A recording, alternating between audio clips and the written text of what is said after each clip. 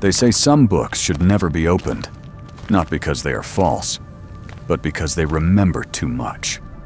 A torch flickers in a limestone cleft. Wind combs the lip of a desert cave. A clay jar lies split. No gold, no jewels, only a strip of leather, inked in a hand that once prayed in the dark. Before your mind can place it, the vision fractures. A ring engraved with a forgotten seal falls through shadow, and with it, a whisper. Names once spoken to summon angels and to bind demons. This is Chronicle of Secrets. Tonight, we unseal the pages that history tried to bury. The Book of Enoch, the Testament of Solomon, and a modern manuscript the government itself once locked away. Are these myths? Or are they memories we were never meant to remember? Stay with me. The answers are older than religion, and far more dangerous than lies. Somewhere in the desert, there is a wall made of words. On one side lie the stories we are taught to believe, the safe ones polished by priests and printed in gold leaf. On the other side lies the silence, broken only by the rustle of pages that were never meant to be found. Every civilization builds that wall. Egypt had its priests, Greece had its philosophers, the church had its councils. Each decided which truths would live and which would be left to die. They called the survivors canon. The rest they called heresy. But here's the paradox of human curiosity. The moment you forbid a story, it begins to breathe again. Hidden manuscripts travel like ghosts, whispered through monasteries, buried in sand, smuggled in memory. What was once condemned becomes irresistible, because we suspect that inside the forbidden lies the unfiltered truth.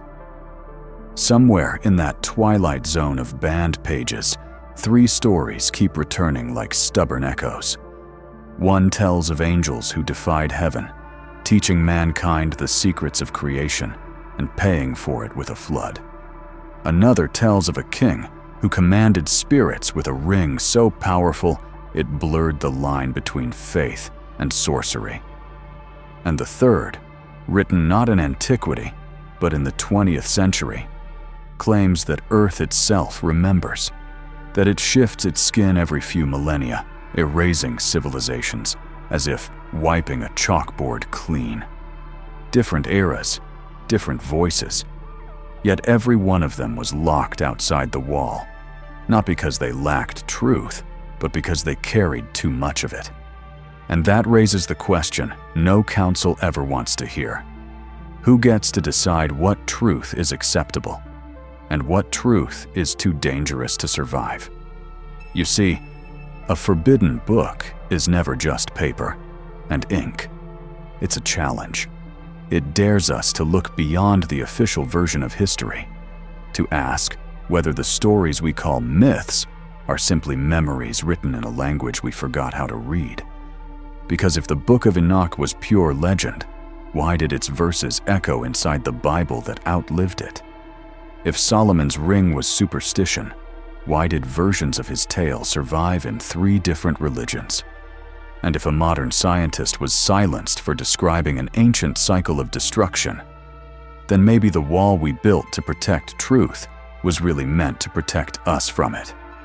What lies outside that wall isn't chaos, it's revelation, raw, unedited, and waiting for those brave enough to open the gate. And on that far side of the wall stands Enoch. Before scripture had a spine or a name, stories moved through the world like wind. They lived in whispers, carried by those who remembered. And among those whispers, one name keeps returning.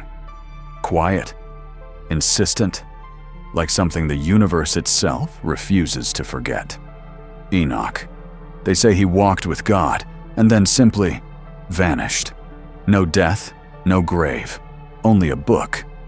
That book, buried in caves by the Dead Sea, tells of an age before the flood, when the veil between heaven and earth was still porous, and the world was young enough to be taught. From the stars came the Watchers, beings of light who crossed a forbidden line. They came not as angels of wrath, but of wonder. They showed humanity how to read the sky, forge metal, heal with roots, and conjure symbols that could change the world.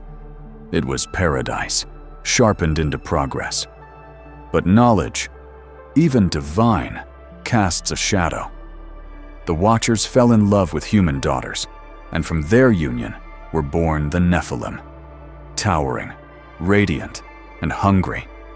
So hungry, the texts say, that they devoured the land itself. Their hunger became the sound of extinction, and when heaven looked down, it wept. The flood that followed wasn't punishment, it was grief. A divine hand wiping away its own creation, hoping to begin again. Yet one man was spared not from death, but from ignorance: Enoch. The text describes him ascending through chambers of fire and wind, past stars that screamed like living things, into the realm where time folds back on itself. There, he was shown the engines of the cosmos, the laws that bind gravity and grace. He saw the prisons where fallen angels were chained in silence, and the halls where creation renews itself after every ruin. He came back changed, half human, half memory. What he wrote wasn't meant for his own world, but for ours. For a future generation, the scroll says, that will again seek the forbidden light. Centuries later, archaeologists pulled fragments of that same story from the caves of Qumran, and across the sea, in the highlands of Ethiopia, priests had been reciting those same words in a forgotten tongue, Ge'ez, for over 1,000 years. The fragments from Qumran echo passages preserved for centuries in Ge'ez. The correspondences are striking, and suddenly, the myth became evidence. Scholars now agree Enoch's book was among the oldest surviving works of Jewish mysticism, written before much of the Bible itself. Its imagery bridged two worlds, the polytheistic chaos of prehistory and the emerging order of monotheism. It was philosophy disguised as prophecy, a record of the moment humanity realized knowledge could either make gods or monsters. But even today, its meaning fractures belief. Was Enoch describing metaphor or memory? Were the Watchers celestial or the last survivors of an ancient civilization wiped from Earth's surface? Was the flood myth, or was it the collective trauma of a species that remembered ice melting, oceans rising, cities vanishing under waves? Theologians call it blasphemy. Historians call it allegory. But perhaps it is something else entirely, an echo of truth, too vast to fit inside a single faith. Because across continents and cultures, the same story keeps surfacing. Gods descend, humans learn too much. A flood erases everything. It's as if the earth itself keeps telling us the same warning in different tongues. Every civilization forgets its limits. Every time, the sea comes back to remind it. Maybe that's why Enoch's words never died. Because they're not just about the past, they're about the cycle. Flood, rise, fall, repeat. When I read the Book of Enoch today, I don't see fantasy. I see memory, humanity's earliest self-portrait in the mirror of eternity. And in that reflection, one line still burns through the centuries. Knowledge without humility is the flood that never ends. If Enoch is the intoxication of knowing, then Solomon is the hangover of control. Power never arrives quietly. It always comes with a promise and a shadow. And few stories show that truth more clearly than the tale of the king who tried to command the invisible. They called him Solomon, son of David, master of wisdom, builder of the temple. But hidden among the holy texts lies another book, the one not meant to be read aloud, the Testament of Solomon, a record of how wisdom became control and control became ruin. According to that manuscript, the king's troubles began with a whisper. A young boy, one of his temple workers, came to him trembling. "Something unseen strangles me each night," he said, "and steals my breath." Solomon prayed for guidance, and that night, the archangel Michael descended, blazing like the heart of a star. In his hand was a ring, engraved with the seal of God, a six-pointed star within a circle of light. "With this," Michael said, "you will command the spirits that torment men. But remember, what you bind, you also summon." The next evening, Solomon raised the ring. The air thickened, the shadows bent, and from the floor rose a figure made of smoke and hunger, half woman, half serpent, eyes bright as molten gold. "I am Onoskelis," it said, "born between moon and earth, feeding on the weakness of men." He pressed the seal to her brow, and light screamed. The creature fell to her knees, bound. That night, Solomon learned the most dangerous secret of all. That power obeys whoever dares to speak first. From then on, he hunted the unseen. One by one, 72 spirits bowed before him, spirits of storm and fever, of lust and ruin. He forced them to build his temple, shaping stone with fire that left no ash. And yet, every time he used the seal, something in him grew quieter and colder. The book says the demons began to speak to him in dreams. They told him truths no mortal should hear, about stars that think, about cities buried before the flood, about the voice that hides inside all human desire. To the priests, it was blasphemy. To the philosophers, a warning. But to Solomon, it was intoxicating. He began to believe he could govern not only spirits, but fate itself. He summoned them more often, until one night, the ring refused to glow. The mirror cracked. And in that silence, the king finally saw what he had created, a kingdom of stone built by fear. Some versions say a woman led him astray, a foreign queen who worshipped alien gods. Others say no demon tempted him at all. Only his own reflection did, because every empire, no matter how wise, eventually mistakes control for wisdom. The greater the power, the deeper the echo. Scholars still debate what the Testament truly is, a work of Jewish mysticism, a Greek allegory, or something older still, the remnant of a secret science from the world before the flood. But the pattern, as always, is the same. Enoch sought forbidden knowledge and was taken to heaven. Solomon sought forbidden power and was swallowed by his own creation.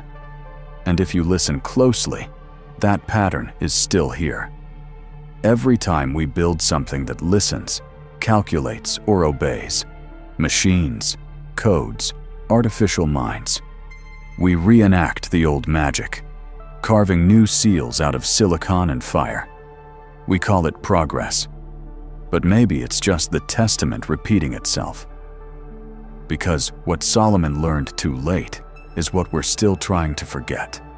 It's never the spirits that serve the king. It's the king who ends up serving the spirits. Power without wisdom, he wrote in the dust of his ruined temple, is the oldest curse of kings. When kings fall to control, the planet answers with reset. The earth has a pulse. It beats slow, deeper than time, louder than our memories. And every few millennia, it stutters, then starts again. When it does, everything we've built forgets us. I once stood in a trench of frozen soil in Siberia. The bones of a mammoth protruded from the permafrost, its flesh still red, its eyes still holding the glint of a sun that vanished 12,000 years ago. You could feel it even then, that suddenness.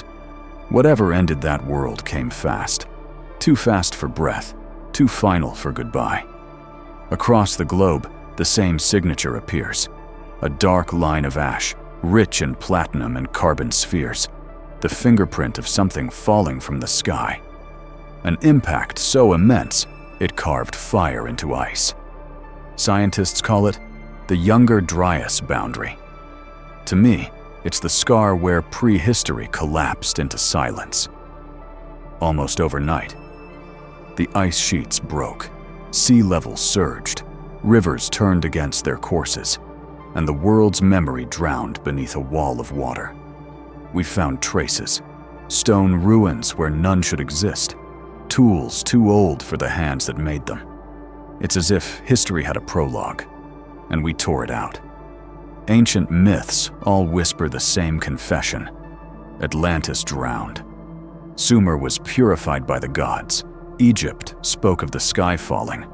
The Aztecs called it the fifth sun destroyed by flood. Different languages, same trauma. Maybe they weren't inventing the past. Maybe they were remembering it. And maybe the flood wasn't a punishment. Maybe it was a reset. Because if the planet were alive, and every myth says it is, it would need to heal itself. A fever burns, a storm cleanses, a flood forgets. The temptation, of course, is to believe we're beyond it. That our satellites, our concrete, our algorithms have outsmarted the cycle. But in Greenland's ice cores, you can still read the heartbeat. Oxygen trapped like breath in glass. And that pulse is quickening again. We like to think we're the survivors of the last flood. But what if we're the next? Enoch wrote of a flood sent by heaven. Solomon fell to the power he thought he commanded. And now, we, armed with data, fire, and pride, stand at the same threshold. I sometimes wonder if the real flood isn't made of water anymore, but of noise, arrogance, and the illusion that we can rewrite the story before the earth does. Because maybe the planet doesn't end us out of anger. Maybe it resets us out of mercy. Ice remembers, the geologists say. Water never forgets. And if that's true, then maybe the flood has already begun. We like to believe we've buried censorship with the past, that bonfires belong to medieval knights, and that our age, enlightened, digital, civilized, has moved beyond fear. But the flames never went out. They simply changed color. Today, they burn blue in the glow of our screens. In 1963, a man named John Thomas wrote a slim manuscript about the Earth's secret habit: collapsing, drowning, resetting itself. He called it the Adam and Eve story. It wasn't religion. It was geology with prophecy's heartbeat. He spoke of crustal shifts, floods so sudden they froze mammoths mid-breath, and civilizations erased between sunrise and sunset. Within weeks, the CIA seized it. A book about rocks became a matter of national security. For 50 years, it slept in the dark, half erased, half whispered, its missing pages haunting the corners of conspiracy. When fragments re-emerged, they felt older than the typewriter that wrote them, like memory leaking through the seams of time. Thomas might have been wrong, but what frightened the gatekeepers wasn't his science, it was his implication, that we are never in control, and that, in every age, is the most forbidden truth. Decades later, another book met the same quiet fate, this time not about cataclysm, but choice, the Peaceful Pill Handbook. 2 doctors wrote it for those dying without dignity, for those whose pain outlasted medicine. It taught compassion in a language too honest for law. So it was banned, not burned, but erased. Its links broken, its authors shunned. Different century, same reflex. Because whether it's a flood or a final breath, what we fear most is losing control. Some call it censorship. But maybe it's something deeper, an ancient instinct wired into the species itself, the terror that too much knowledge will unmake us. Look closely, and the pattern never changed. Enoch's visions were hidden. Solomon's ring was sealed. Thomas's book was redacted. The doctor's compassion was outlawed. In every age, there is a wall, and the hands that build it think they are saving the world. But here's the twist. We are those hands now. We are the new gatekeepers. Our algorithms decide what survives the feed. Our fear writes the modern index of forbidden ideas. We don't burn paper. We drown voices. We delete. We report. We forget. And we tell ourselves it's for safety. But perhaps the truth has always been dangerous because it demands something from us. Responsibility, humility, surrender. Knowledge is radioactive. It glows even through silence, and no matter how deep we bury it, the light seeps out. Maybe that's why the ancients called their hidden texts apocrypha, not lost, just waiting for when we're brave enough to read them. Every civilization thinks it is the first to awaken, and everyone ends by realizing it was dreaming all along. The wall didn't fall, it just became invisible. And behind it, the same whisper rises again. From scrolls, from screens, from ice older than fire. The earth remembers. The water never forgets. I once held a book that wasn't supposed to exist. The paper was brittle, the ink almost gone. But what struck me most wasn't what it said. It was that someone, somewhere, had once believed it was too dangerous for the world. That was when I understood. Forbidden books aren't about knowledge. They're about fear. Every civilization hides something from itself. A thought too sharp, a truth too heavy, a mirror too honest. We build walls around what we can't face, and then call the walls sacred. But the pattern never changes. The scrolls of Enoch buried in sand, the seals of Solomon locked in myth, the classified files in modern vaults. Each is a heartbeat from the same organism, the human hunger to know and the human terror of what knowing costs. The forbidden isn't evil. It's the pressure valve of evolution. It asks, how much truth can you bear this time?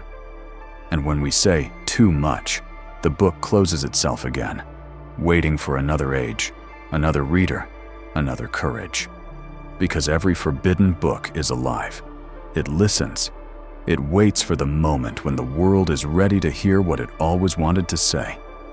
Maybe that's why, across millennia, the same message keeps resurfacing, from stone tablets to silicon drives, as if the universe is writing one book through us all.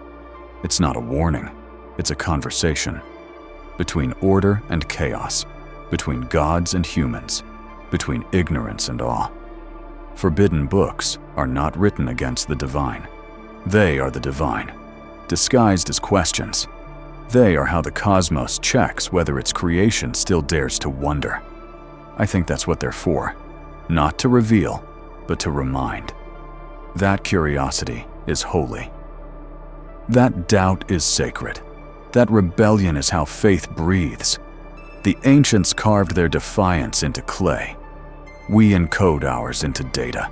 Different tools, same trembling hands. And when all our libraries have turned to dust, and all our archives have drowned in salt and silence, somewhere, beyond the reach of erasure, a sentence will still echo. Do not stop asking. Do not stop remembering.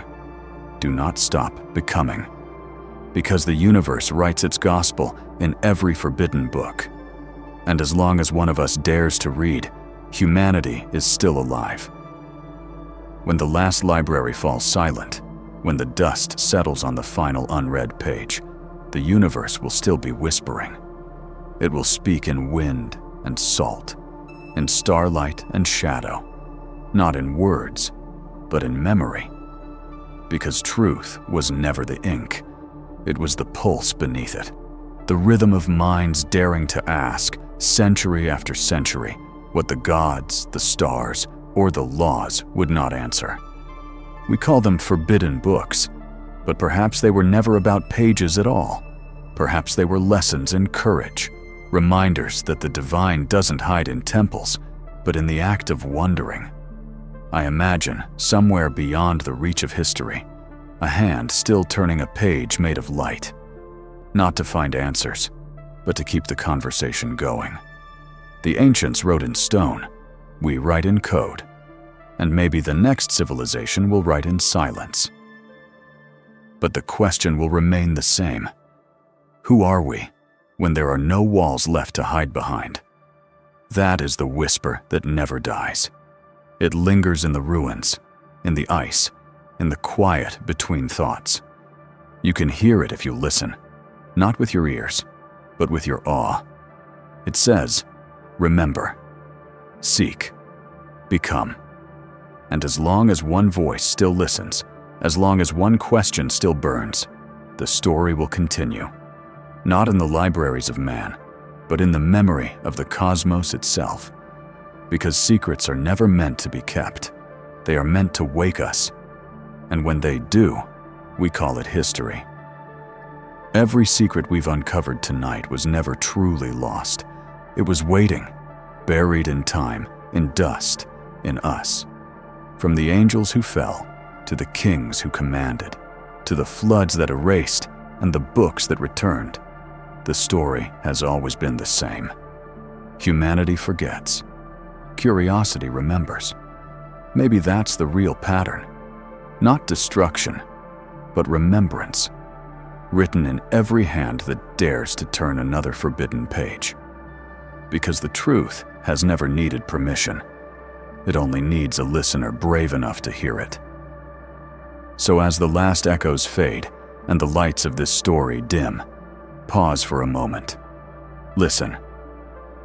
Can you hear it? That faint whisper under the static of time. A voice older than history itself, calling you to keep searching.